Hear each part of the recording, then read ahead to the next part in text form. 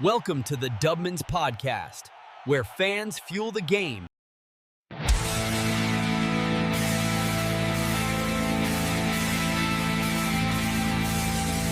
Hey everyone, welcome to the Dubman's Podcast, where we unpack the tech that shapes our future. I'm Nolan, founder of Dubman's, and today we're diving into Web3, the next generation of the internet. Why is this set to dominate? What makes Web3 so powerful?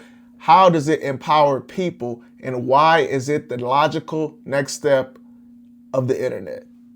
Let's break it down. Let's start with the basics. Web3 is the internet's next evolution, built on the blockchain for decentralization. Web 1 was static, websites, blogs, news. Think early 90s. Web 2 is today's internet. Social platforms, apps like Instagram, Uber, all controlled by big tech. The problem? These companies own your data, your content, and your digital identity. Web3 changes that. It's a decentralized internet where you control your data, assets using blockchains like ETH, Sol, and Internet Computer. Why does this matter? It's about ownership. In Web3, you can create, share, or sell, whether it's digital art like an NFT or a decentralized social network where you can post without a middleman taking a cut or dictating terms of service. Smart contracts, which are self-executing code on the blockchain, ensure trust and transparency. For startups, this opens up new business models. For creator economies, to decentralize finance. Web3 isn't just tech, it's a new way to build and a new way to connect. Help decide which athletes get funded and influence recruiting, branding, and NIL deals like a true booster. So why will Web3 come out on top? First, it's more resilient than Web 2. Today's internet relies on centralized servers, think Amazon or Google Cloud. They're vulnerable to hacks, outages, or shutdowns. Web3 runs on decentralized networks with data spread across thousands of nodes. Platforms like Dfinity store information permanently over mass decentralized servers. It's immune to single point failures, and that's a game changer for reliability. Second, Web3 aligns incentives. And Web 2 platforms profited off your data, your ads, subscriptions, you name it. Web 3 flips this. Take decentralized finance or DeFi. Platforms like Uniswap, users can earn tokens for contributing, not just the company. Or look at NFTs. Creators sell directly to buyers and get royalties forever. In 2025, we're seeing billions flow through these systems, empowering users over corporations. Third, Web3 resists censorship. Centralized platforms can ban accounts or remove content. Web3's decentralized nature makes that nearly impossible. Platforms like Lens Protocol let you own your social presence so you can move platforms without losing your audience. Web3 wins because it's secure, equitable, and built for freedom. Dubman's is borderless, join from anywhere, and invest in any partnered team. Be part of a Web3 sports movement bigger than any one school. So Web3's power comes from its technology and its philosophy. Blockchain's cryptographic security means your data isn't sitting on a hackable server. It's distributed, and only you hold the keys. In 2025, Web 2 data breaches are still a massive issue, exposing millions of users, and Web3's design minimizes that risk. It gives startups a foundation to build trust with their users. Then there's the interoperability. Web3 apps work together seamlessly.